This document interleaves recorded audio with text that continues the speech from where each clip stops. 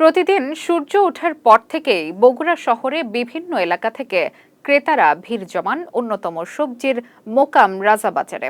শীতের শুরুতে সবজির দাম আকাশচুম্বী থাকলেও সরবরাহ বৃদ্ধি পাওয়ায় নাগালের মধ্যেই সকল প্রকার সবজির দাম। শীতের মাঝামাঝি সময়ে এসে অস্বাভাবিক দাম কমায় স্বস্তি ফিরেছে সাধারণ ক্রেতাদের মাঝে। তহমিদুর রহমানের প্রতিবেদনে বিস্তারিত জানাচ্ছেন নুসরাত জাহান কলি।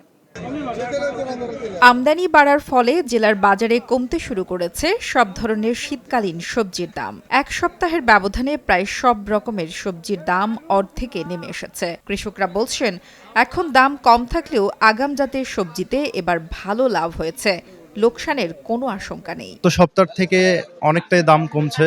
এই যে ধরেন বেগুন ছিল আগে ১০০ টাকা প্রায়, এখন ৩০ থেকে ৪০ টাকা, ফুলকপি এখন ১০ টাকা। সবকিছু মিলে এখন আর কি বাজার করে একটু স্বস্তি ফিরে পাওয়া যাচ্ছে। দাম কমলে আসলে সবাই স্বস্তি ফিরে পাবে। এখানে যারা ব্যবসা করতেছে ওনারাও অল্প পুঁজিতেই ব্যবসা করতে পারবে। বেশিরভাগ সবজির দাম নেমে এসেছে ৫০ টাকার ঘরে। স্বস্তি ফিরেছে আলু, পেঁয়াজের দামেও।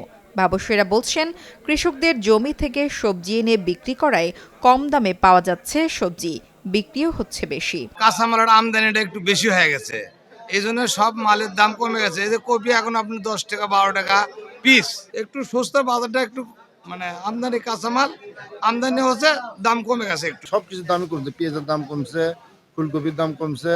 পেঁয়াজ আপনার আগে ছিল আপনার ১০০ টাকা কেজি, ৮০ টাকা কেজি, এখন পেঁয়াজ আপনার ৫০-৬০ টাকা কেজি।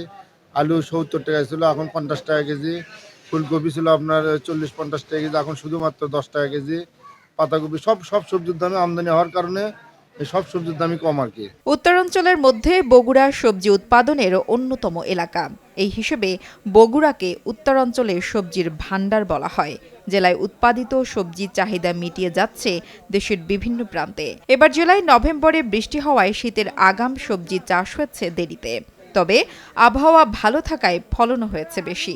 এছাড়া শীতকালীন সব ধরনের সবজি একসাথে বাজারে আসছে।